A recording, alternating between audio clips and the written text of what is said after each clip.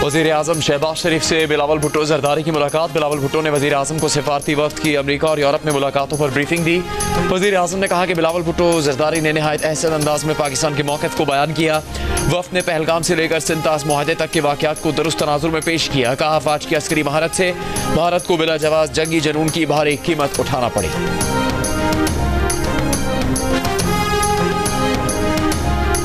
वज़ीर आज़म शहबाज शरीफ का सऊदी वलीअहद शहज़ादा मोहम्मद बिन सलमान से टेलीफोनिक रब्ता। वज़ीर आज़म की सऊदी वलीअहद को कामयाब हज इंतज़ामात पर मुबारकबाद। पाकिस्तानी हुजाज करम की मेज़बानी पर सऊदी हुकूमत से इज़हार तशक्कुर। वज़ीर आज़म ने पाक भारत हालिया कशीदगी पर सऊदी हिमायत पर शुक्रिया अदा किया। सऊदी वलीअहद की हालिया तनाज़े के पुरअमन हल के लिए पाकिस्तान के तामीरी किरदार की तारीफ़।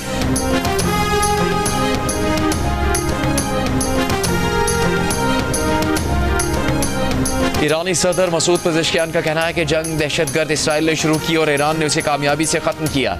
इसराइल के एडवेंचर में ईरान पर 12 रोज़ा जंग मुसल्लत की गई। इस अजीम कामयाबी पर ईरानी अवाम को मुबारकबाद पेश करते हैं। ईरान में जंग बंदी के बाद इसराइल से जीत की खुशी का जश्न। तेहरान समेत मुख्तलिफ शहरों में ईरानी परचम लहराते हज़ारों शहरी सड़कों पर निकल आए।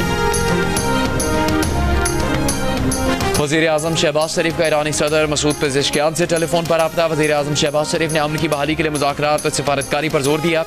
तमाम सिफारती फोरम्स पर ईरान के लिए पाकिस्तान की हिमायत का इयादा किया। सदर पेज़ेश्कियान ने हालिया कशीदगी के दौरान पाकिस्तान की मुस्तकिल और रसूली हिमायत पर वज़ीर आज़म का शुक्रिया अदा किया। तनाज़े के पुरअमन हल को फ़रोग़ देने में पाकिस्तान के तामीरी किरदार का भी एतराफ़ किया।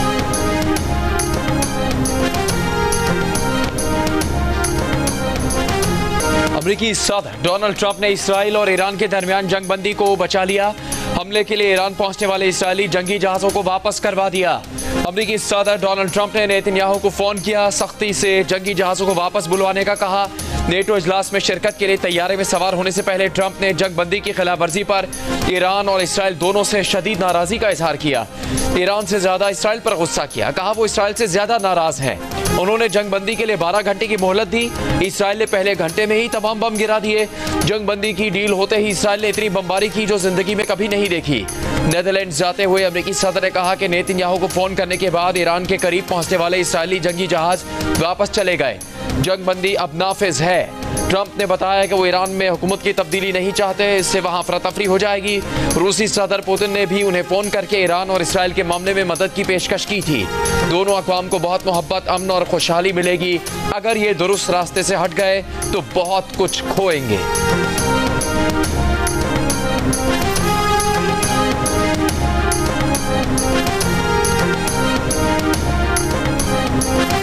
इसराइल और ईरान के दरमियान 12 दिन से जारी हमलों के बाद जंग बंदी। इसराइल का अमरीकी सदर की तजवीज़ कबूल करने का ऐलान। ईरान ने भी अमल दरामद शुरू कर दिया। ईरानी सदर मसूद पेज़ेश्कियान का कहना है कि ईरान मुज़ाकरात के लिए तैयार है। इसराइली वज़ीर आज़म नेतन्याहू ने कहा कि ईरान के साथ जंग बंदी की ट्रंप की तजवीज़ पर इत्तेफाक कर लिया।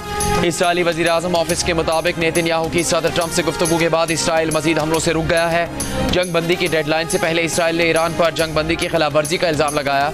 इसराइली फ़ौज ने दावा किया कि ईरान से दागे गए 2 मिसाइल तबाह कर दिए। इसराइल ने दावा किया कि ईरान ने इसराइल पर वक्फे से 6 मरहलों में मिसाइल हमले किए, जिससे 7 इसराइली हलाक और 20 से ज़्यादा जख्मी हुए। ईरान की इसराइली दावे की तरदीद। ईरानी हुकाम के मुताबिक जंग बंदी नाफिज होने के बाद इसराइल पर मिसाइल हमले की खबर झूठी है।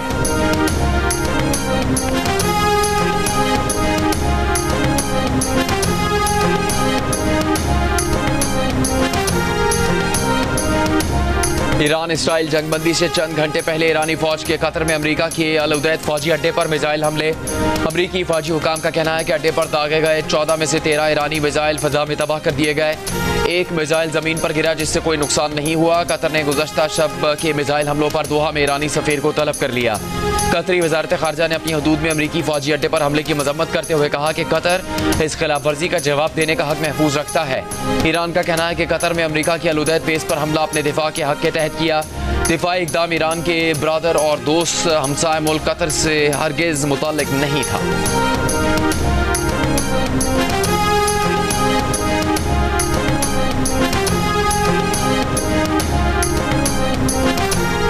कतरी वज़ीर आज़म की कतर में अमरीकी अड्डे पर ईरान के हमले की सख्त मजम्मत। हमले को नाकाबिले कबूल और सिफारती आदाब की खिलाफ वर्जी करार दिया।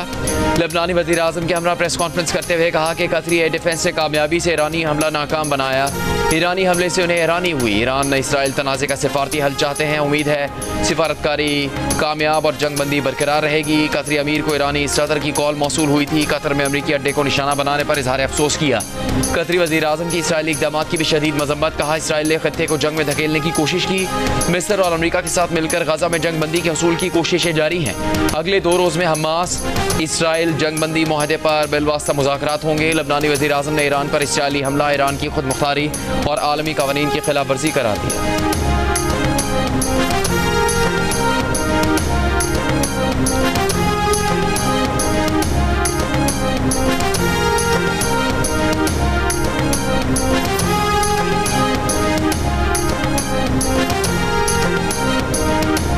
इसराइल ईरान जंगबंदी के लिए अमेरिका और कतर ने सिफारती कोशिशें की। अमेरिकी मीडिया के मुताबिक नायब सदर JD वेंस ने सदर ट्रंप और कतरी रहनुमाओं के साथ ईरान इसराइल जंगबंदी करवाई। व्हाइट हाउस ओहदेदार के मुताबिक अमेरिकी सदर ट्रंप की कॉल पर नेतन्याहू ने जंगबंदी पर इत्तेफाक किया। कहा ईरान ने मजीद हमले नहीं किए तो वो जंगबंदी के लिए तैयार है। सदर ट्रंप ने अमीर कतर को भी फोन किया। ईरान को जंगबंदी पर राजी करने में मदद मांगी। ट्रंप ने अमीर कतर को बताया कि इसराइल जंगबंदी के लिए मुत्तफिक है। व्हाइट हाउस ओहदेदार के मुताबिक JD वेंस, मार्को रूबियो और विटकॉफ ने भी ईरानी हुकाम से बराह रास्त और बिलवास्ता बात की। खबर रसा एजेंसी के मुताबिक कतरी वज़ीर आज़म ने तेहरान को कॉल करके ईरान की रजामंदी हासिल की। ईरानी हुकाम ने इशारा दिया कि वो मजीद हमले नहीं करेंगे। जंगबंदी के ऐलान पर सदर ट्रंप ने इसे दुनिया के लिए शानदार करार दिया। उम्मीद की कि जंगबंदी हमेशा कायम रहेगी।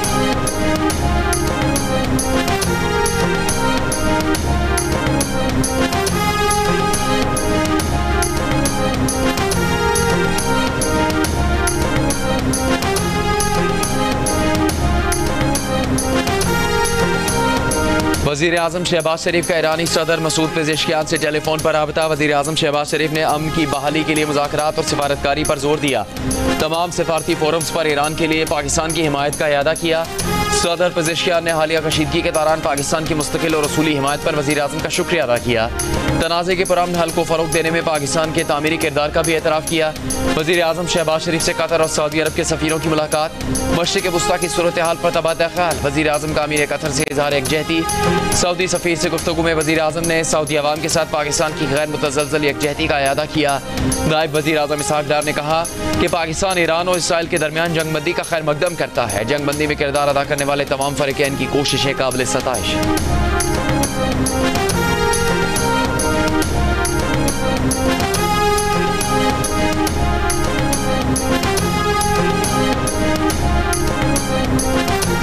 ईरान के पास मौजूदा 400 किलोग्राम अफजूदा यूरेनियम का जखीरा आलमी तशवीश का सबब बन गया।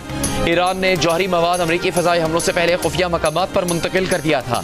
बैनुल-अक़वामी मीडिया की रिपोर्ट के मुताबिक IAEA की मई 2025 की रिपोर्ट के मुताबिक ईरान के पास 408 किलोग्राम यूरेनियम था। ईरान के पास 60% अफजूदा यूरेनियम है। 90% अफजूदा यूरेनियम 10 जौहरी हथियार बनाने के लिए काफ़ी है।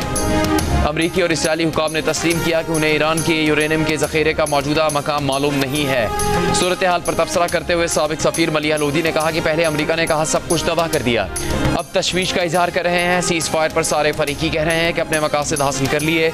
अगर ईरान ने अफजूदा यूरेनियम को महफूज रखा तो ये उनकी बड़ी कामयाबी है।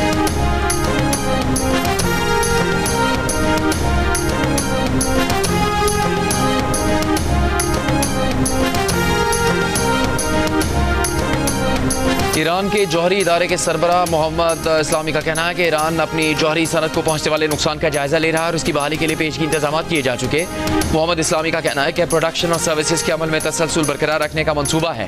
ये बयान इसराइल और अमरीका की जानिब से ईरान की अहम जौहरी तनसीबात पर हमलों के बाद सामने आया है।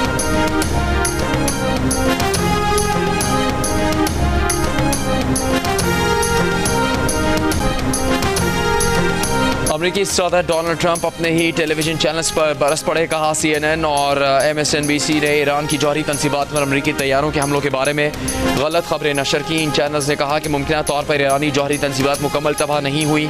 इन तनसीबात को इतना नुकसान नहीं पहुंचा जितना सोचा गया था। गलत खबरें चलाने पर इन नशरियाती इदारों को अमरीकी बमबार तैयारों के पायलटों से माफ़ी मांगनी चाहिए।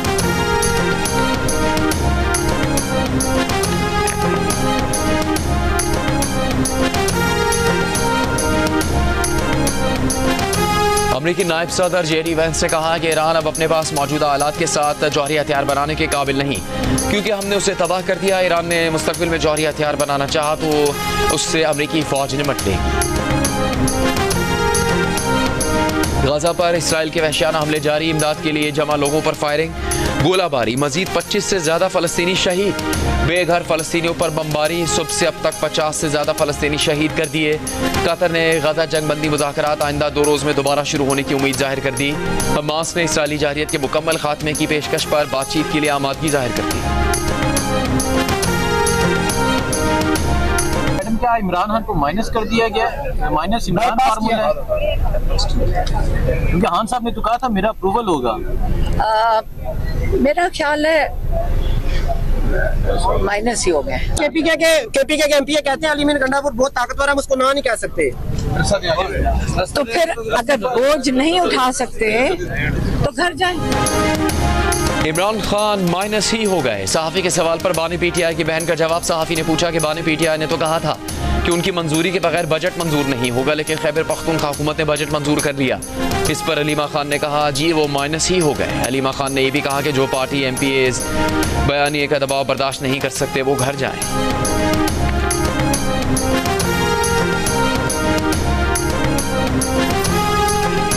मुशीर इत्तलात बैरिस्टर सैफ की बानी पीटीआई से मुलाकात। ज़राए के मुताबिक बैरिस्टर सैफ ने बानी पीटीआई को खैबर पख्तूनख्वा के बजट पर ब्रीफिंग दी। बानी पीटीआई को बजट पास करने के हवाले से आगाह किया गया। बैरिस्टर सैफ ने बताया कि बजट मशरूत तौर पर पास किया गया। आईनी मुद्दत में बजट पास करना जरूरी था, बाद में बजट में रद्दोबदल किया जा सकता है। बानी पीटीआई ने बजट पास होने पर रजामंदी का इजहार किया। ज़राए के मुताबिक वज़ीर आला और मुशीर खजाना से मुलाकात में बानी पीटीआई बजट पर हिदायत दे सकते हैं।